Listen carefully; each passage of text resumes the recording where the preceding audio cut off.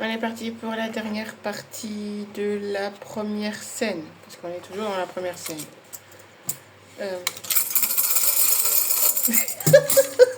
Attends, je continue. Donc, ici, on va plus revenir sur le conte pour passer à la deuxième scène où c'est l'introduction. Donc, c'est, on va dire, transition. Transition d'une scène à une autre. Vous voyez, c'est un peu comme une pièce de théâtre. Et donc, on va passer donc à la seconde scène. Et donc, je termine. Alors, le premier gadget là-bas, donc le premier couple, l'homme là, de la bonne femme qui était en train de mourir, mais qui a retrouvé toute sa vitalité et sa fertilité en mangeant des réponses, se fait attraper. Il a peur.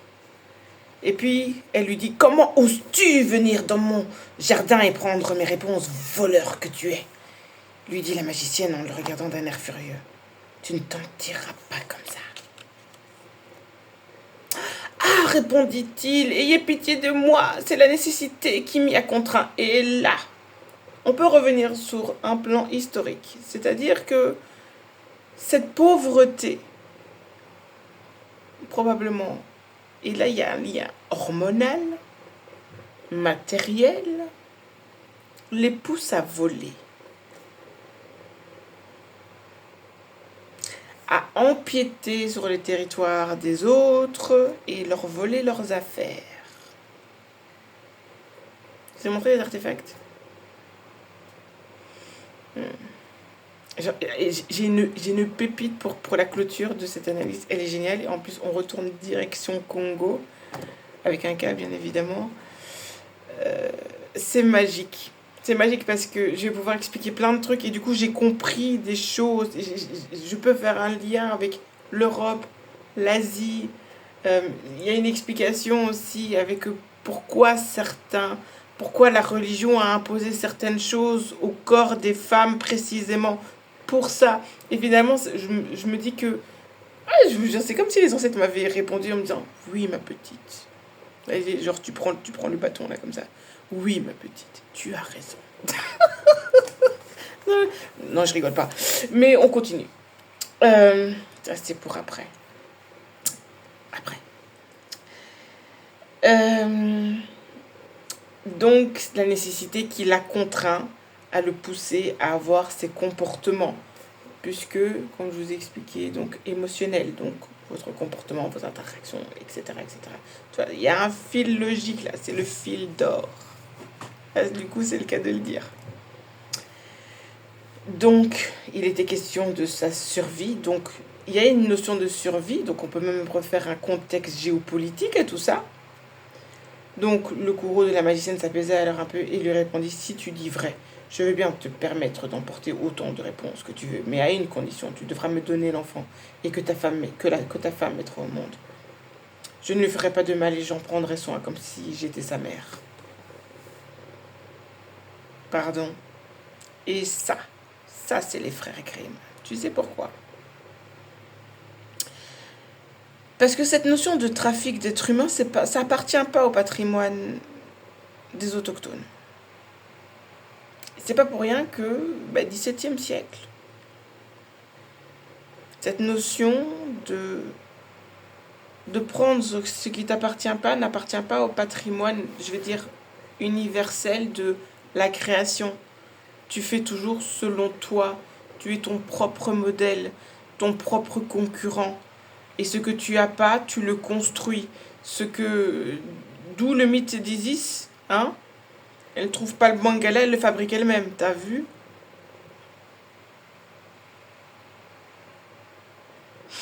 Désolée, c'est parce qu'il est tard.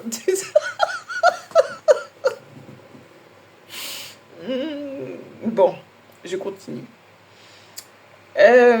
Donc voilà. Donc le mari dit oui, donc voilà, il n'est pas très... C'est en étudiant le labre, justement, c'est la spécificité du labre. Là, je suis un peu plus cool, chill, parce que je vais terminer en beauté la première partie. On va faire ça tranquillement. J'ai pas envie de faire ça dans la précipitation, parce que je veux vraiment détailler tout ce que j'ai expliqué. J'ai 3 feuilles là-bas.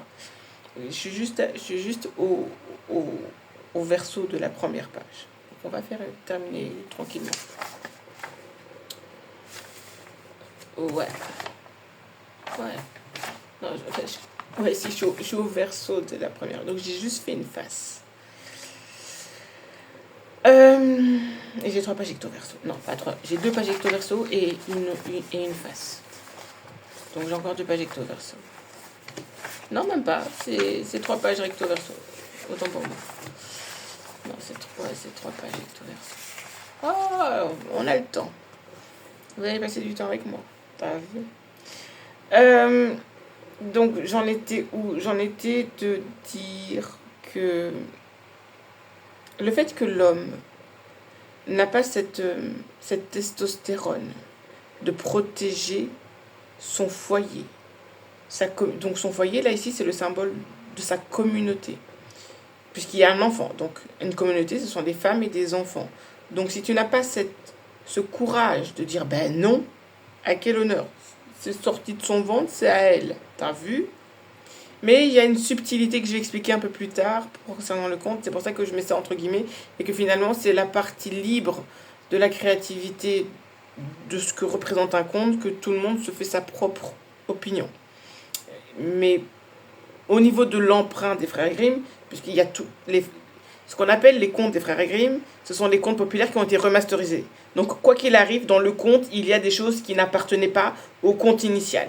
Maintenant, c'est comme une enquête criminelle de trouver ces remasterisations et surtout de les enlever pour donner sa nature propre finalement du conte qui a un patrimoine mondial, donc ça appartient à tout le monde.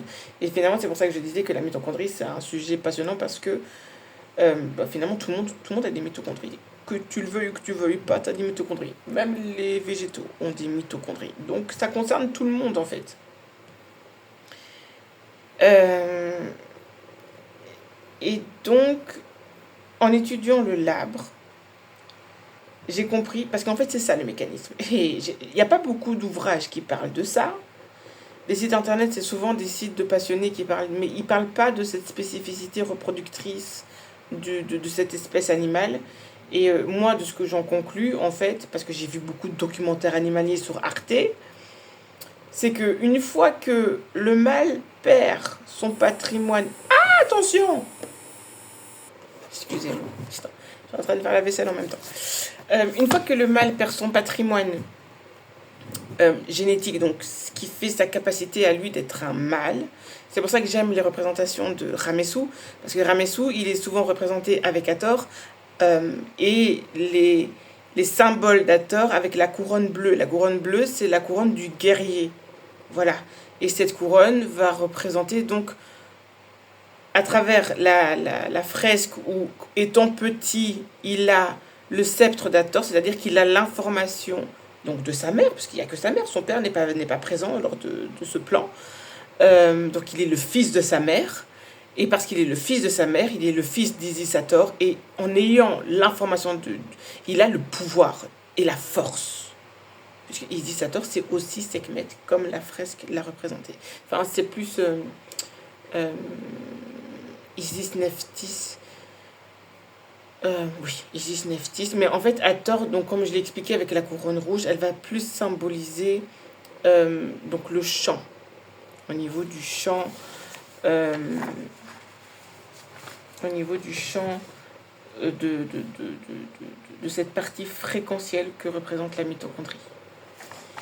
Voilà.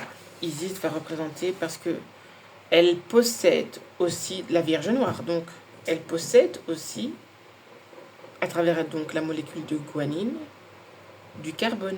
Donc, c'est Isis Hathor, la mitochondrie et Isis Hathor. Tu peux pas la dissocier puisque quand tu la dissocies, c'est peut-être qu'à ce moment-là, il y a des problèmes.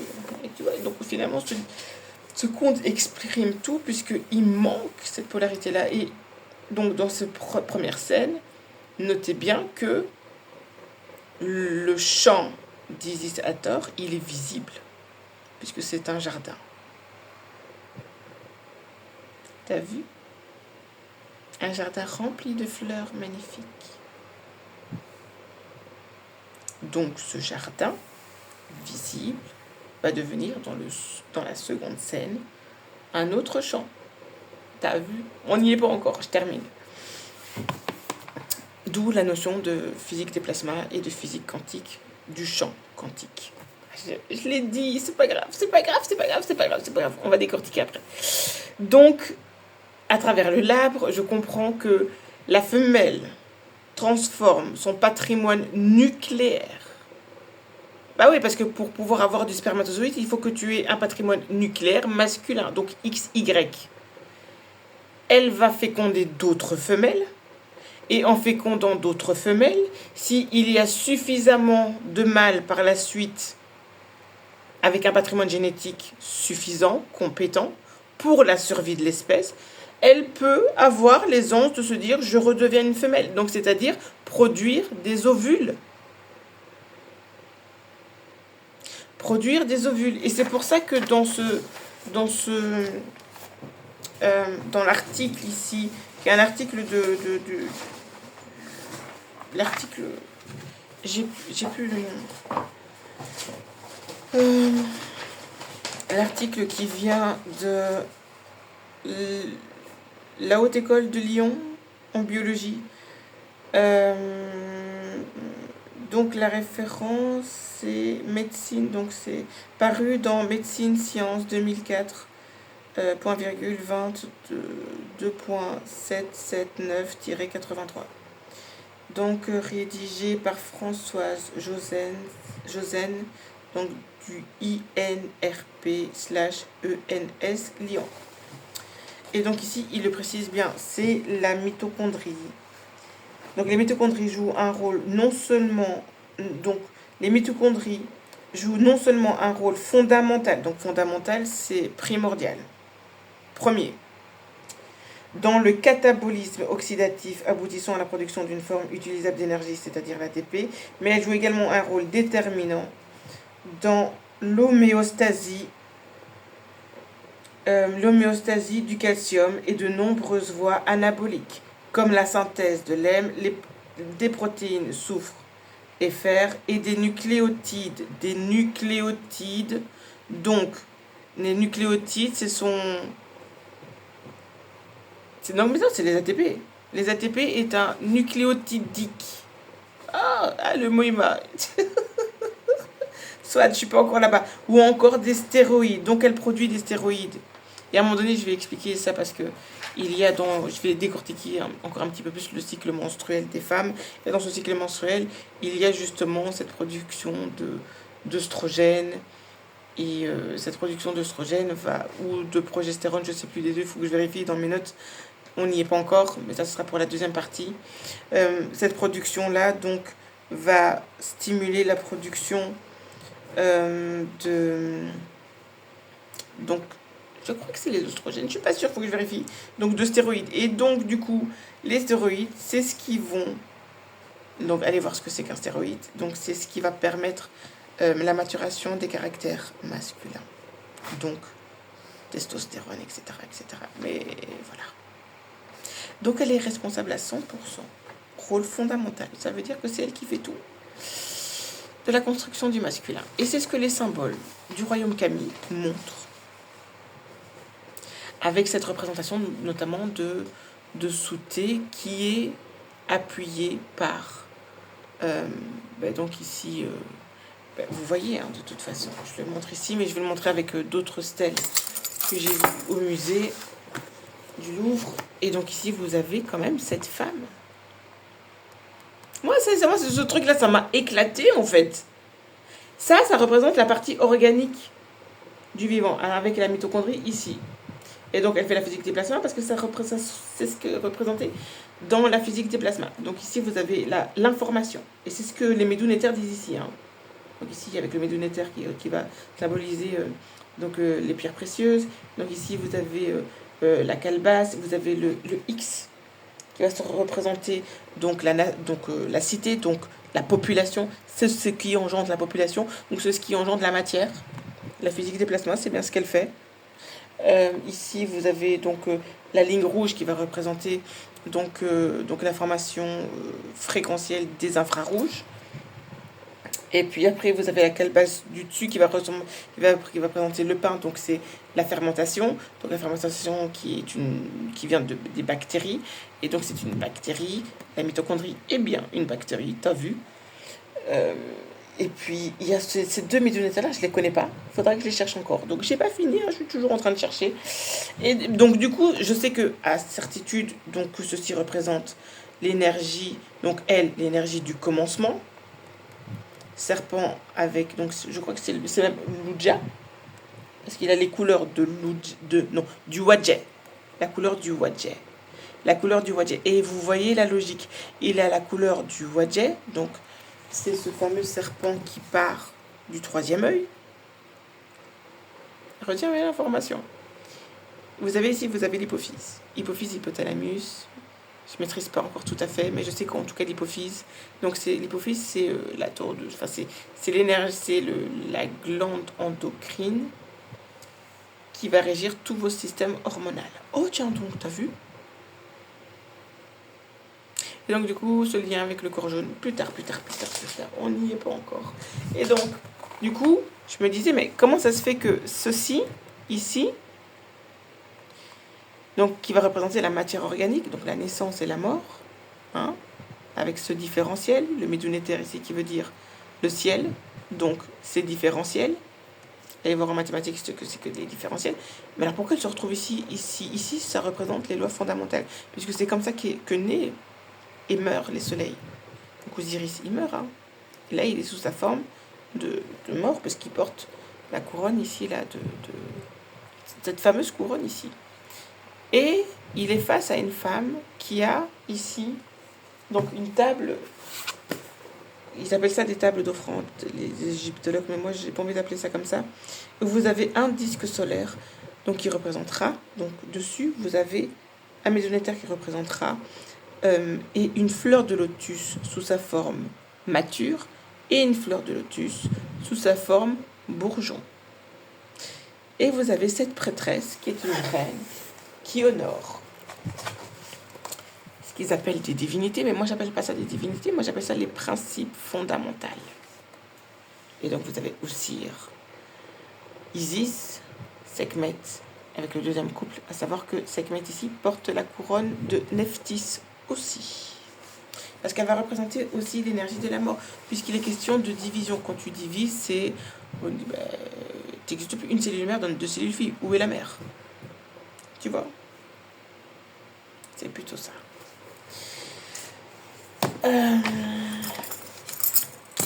Donc, pour revenir au compte, donc concernant le numéro, j'ai bien expliqué, je prends le temps. Mais là, ici, je vais prendre le temps pour terminer, pour chiller la première partie de l'analyse.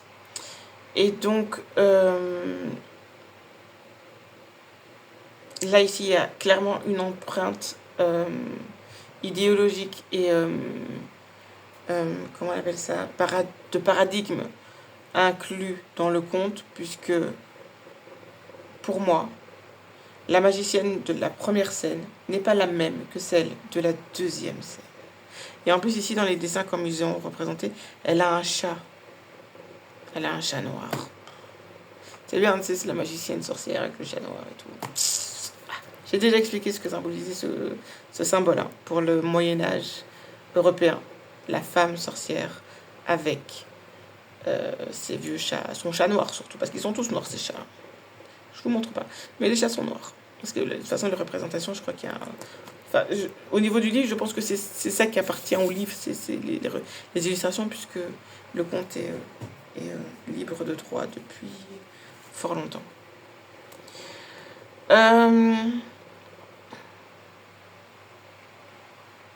Donc la magicienne récupère l'enfant et elle l'appelle Réponse et elle parta avec. Ça, c'est pour moi les frères Grimm. Donc Réponse devient la plus belle des enfants sous le soleil. Oui, parce que la physique des plasmas et l'organisation de la matière. Et en plus, si elle est étant Hathor, c'est la déesse de la beauté. Donc forcément, c'est elle la plus belle. T'as vu? Donc quand elle eut 12 ans, la magicienne l'enferma dans une tour qui se trouvait dans une forêt et qui n'avait ni porte ni escalier, seulement une toute petite fenêtre tout en haut. Tout en haut. Mais en fait, donc le chiffre 12. Alors, j'ai étudié un peu la numérologie, un peu comme ça, la numérologie avec les sciences occultes et tout. Donc, le 12, tu dois faire l'association du 1 et du 2. Donc, tu as le chiffre 3. Et c'est pour ça que ça devient intéressant, parce que le 3, c'est le chiffre de la création. Tu vois. Voilà. Donc, elle avait des magnifiques cheveux longs. Donc là, c'est pour la notion de croissance. Et aussi fin que l'or. Ça, c'est peut-être... Donc, elle avait des cheveux... Tu peux dire des cheveux bouclés. Aussi beaux que le soleil. Je sais pas, il y a plein de choses qui sont aussi beaux que un arbre bien feuillu. Et là, du coup, c'est un peu afro. T'as vu? Ça peut être ça qui avait été noté, qui a été changé. Et donc, du coup, l'or, c'est important. Maintenant, tu peux avoir des cheveux fins et crépus. Ça change rien. La notion de l'or, qui est l'élément... c'est le... Comment on appelle ça? C'est le métaux associé à Hathor. Parce qu'il a une structure cubique. L'or a une structure cubique. Structure atomique cubique. Et donc, le cube en géométrie est donc associé à la cristallographie. Elle représente la maille élémentaire. La maille élémentaire. Donc, c'est-à-dire qu'elle est la base. Elle est... Moi pour rapport à ça, je dis que la femme, donc là, du coup, la femme noire, la femme blanche, la femme jaune, la femme verte, la femme violette, la femme de toutes les couleurs, la femme, avec un grand F, est l'égrégore de l'univers. C'est-à-dire que son corps et son métabolisme et sa façon son corps de se mouvoir avec le temps est la plus fidèle représentation du divin et de la création et de l'univers, tout l'univers. Elle est une fractale des lois universelles.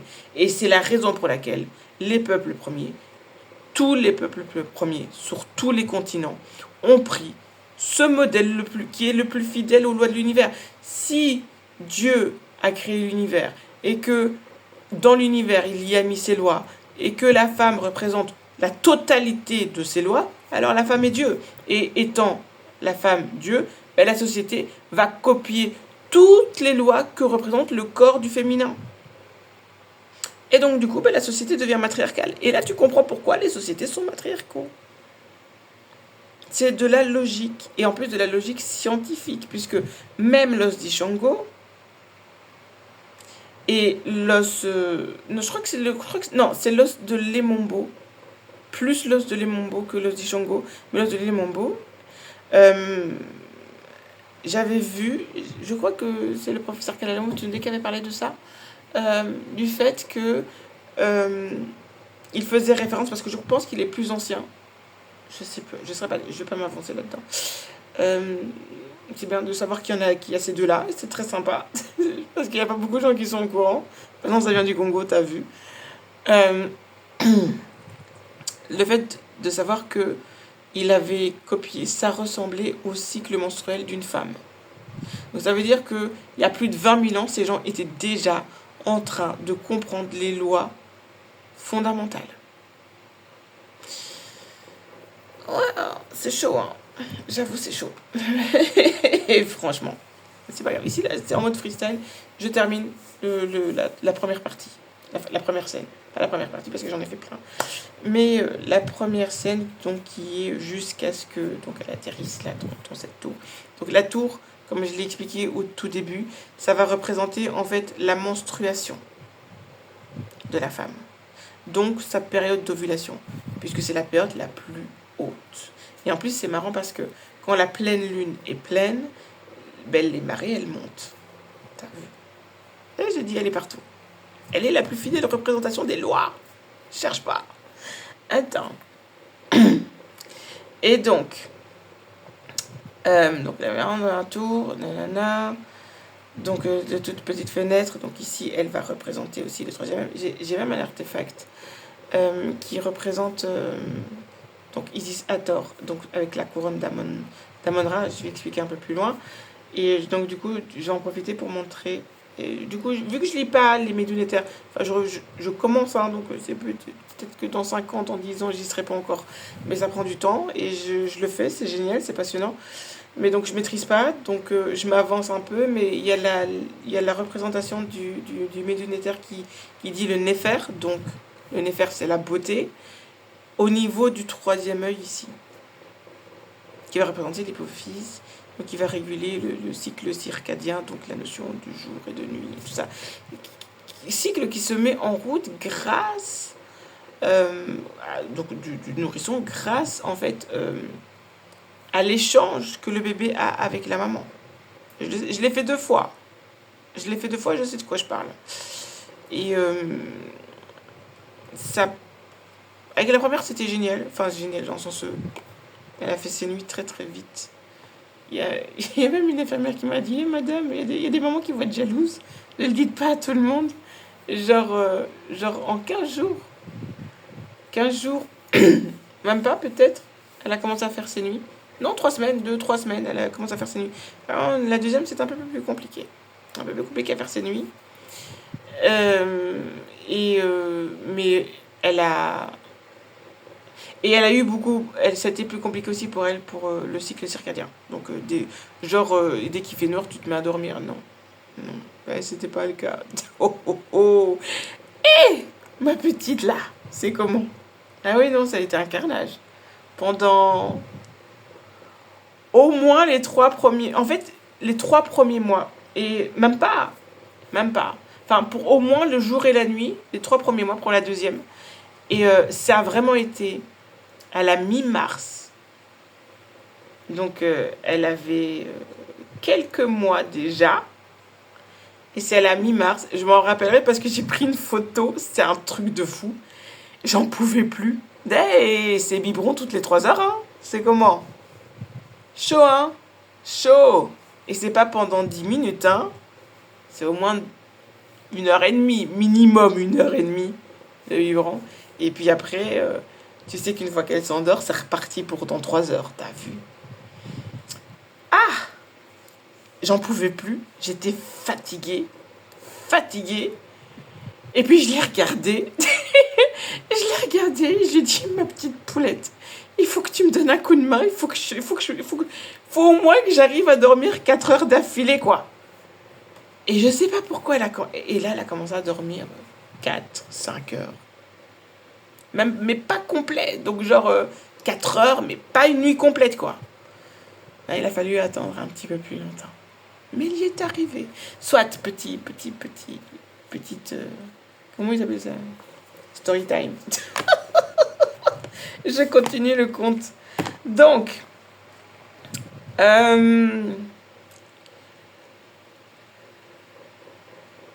quand la magicienne voulait entrer, elle dit réponse, déroule tes cheveux pour que je monte. Réponse, vous avez des magnifiques cheveux longs, nanani, nanana. Donc ici, là, elle faisait dérouler. Hein. Elle déroulait. C'est pas rien. Dérouler, ça veut dire que ses cheveux sont en spirale. Elle reprend en spirale. Et c'est là, en fait, maintenant,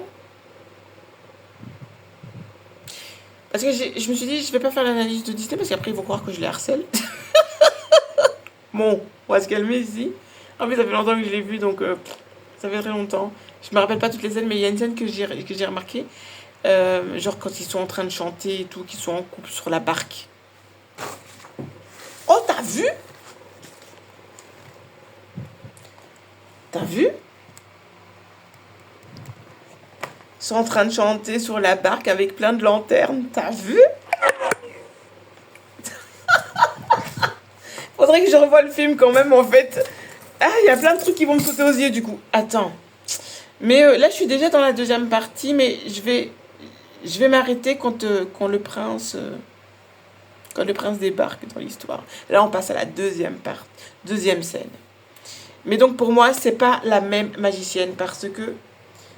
Mais, je laisse les gens penser comme ils veulent, parce que je vais plus détailler par après. Donc, cette notion de spirale à l'extérieur, je pense que c'était pas une bonne idée pour Disney finalement de la mettre à l'extérieur de son propre corps. Parce que là, ça reste quand même ses cheveux, donc ça reste quand même son corps. Voilà. Et puis il y a une notion très particulière avec les cheveux. J'ai pas terminé le livre donc de Julia Esmeralda, son dernier livre qui parlait des cheveux. Mais je prends mon temps et là j'étais surtout en train de regarder donc les différentes coiffures et donc le lien avec les fractales et tout ça. Donc je suis vers la fin du livre quand même. Moi j'avoue que j'ai sauté une toute petite partie qui parlait des folklores occidentaux. Ça va, je les connais un peu, ça va. Mais sinon, j'ai lu tout ça. Et donc là, je suis dans cette partie-là.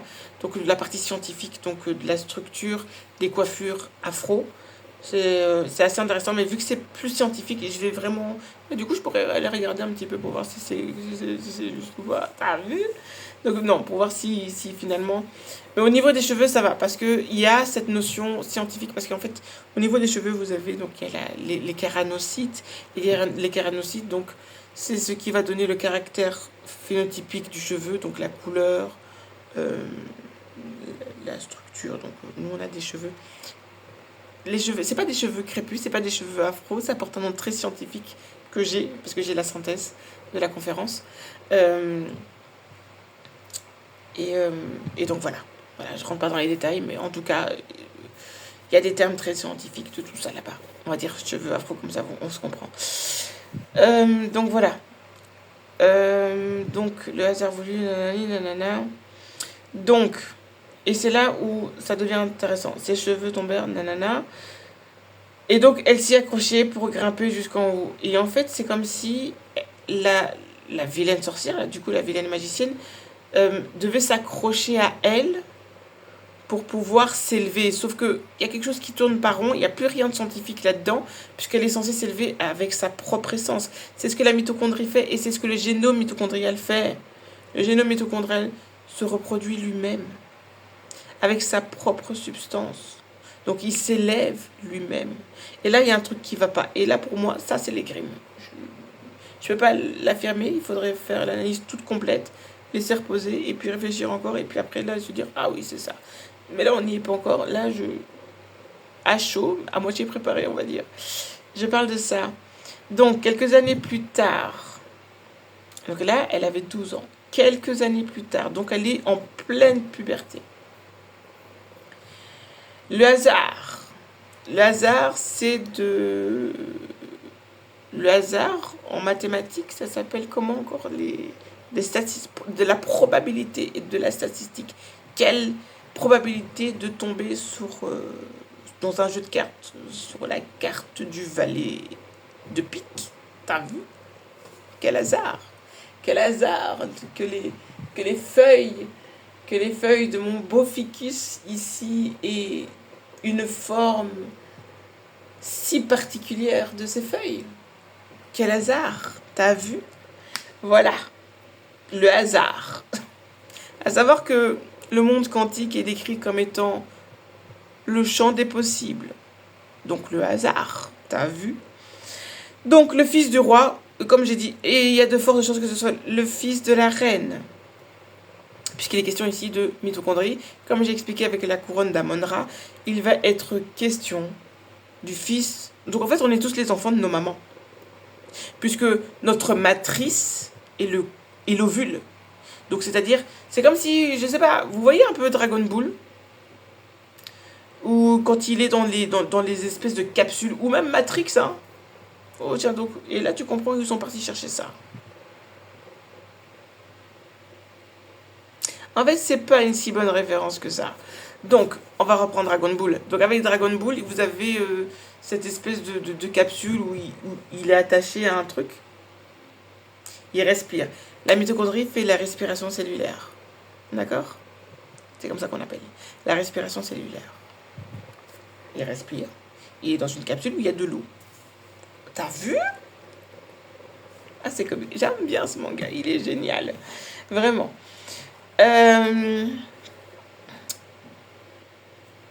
Ensuite, Donc traverser. Donc là, c'est clairement des références du monde quantique. C'est pas moi, les définitions, c'est pas moi qui les ai faites. On va dire, on va mettre ça encore une fois, on va mettre ça. Il faudrait les comptabiliser, hein. Le nombre de fois où j'ai dit hasard. On met ça sur la coïncidence, sur le hasard. Soit. Donc elle traverse donc le fils de la reine. Moi, je remasterise le fils de la reine, puisque scientifiquement nous sommes les fils de nos mamans. Donc cette forêt à cheval, donc le cheval a une symbolique aussi très noble, hein. Ce sont les chevaliers qui se promènent à cheval. Les chevaliers, ce sont des guerriers. Et puis aussi, il y a une référence astronomique avec la constellation du Pégase. Mais ça, je vais l'expliquer quand je vais faire les synthèses sur les mythes gréco-romains, puisqu'il y a cette notion de Pégase et de Persée, c'est ça? Avec Artémis. Je sais plus c'est quelle divinité. C'est le conte où elle est liée à un rocher, je sais pas quoi, nanani nanana. Ça par contre je vais pouvoir je vais pouvoir rebondir dessus quand je vais faire la synthèse des contes que j'ai déjà décryptés, parce que il y a un lien, tu vois. Hathor, lapis lazuli, cette notion de maille élémentaire de la matière, les 14 morceaux, tu vois. Ok. Cristallographie, nouvelle en Camille. Et donc le roi traverse un jour cette forêt. Donc elle est dans la forêt. À savoir que dans la forêt dans un conte, ça c'est un truc que j'ai appris à l'école, hein. La forêt dans un conte fait référence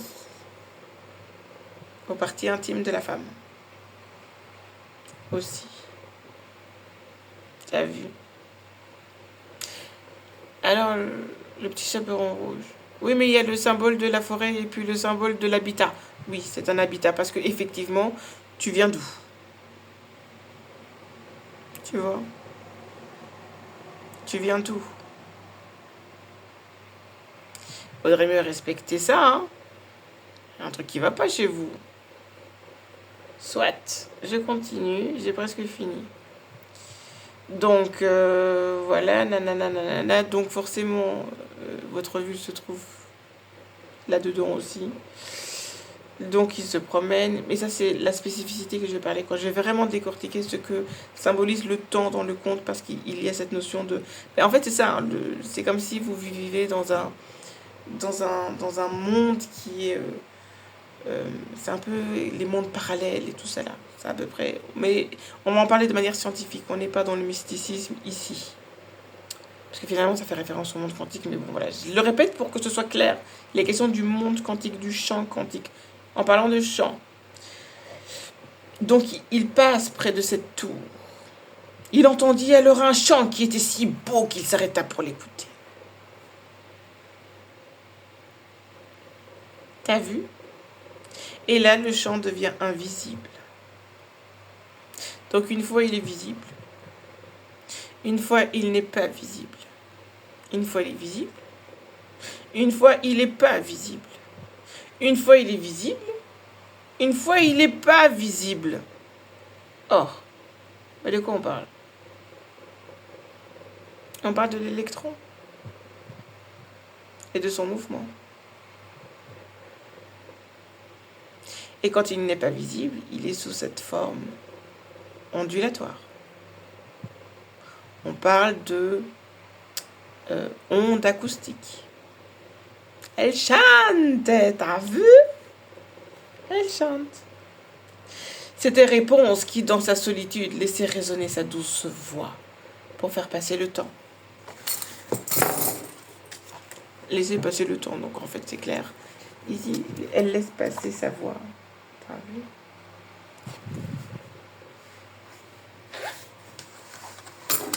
Et donc, du coup, qu'est-ce qu'une onde? Mais ça, ce sera pour le prochain épisode. Et donc, je viens de terminer ma première partie, puisqu'il vient de débarquer dans l'histoire. On l'a payé le prince. Et on va passer après à la seconde scène concernant le couple.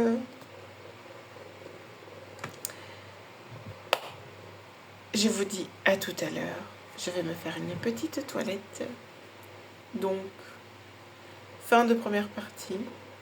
Et je vous dis Ankh, Uja, Seneb, Otep. Et bonne année à tous.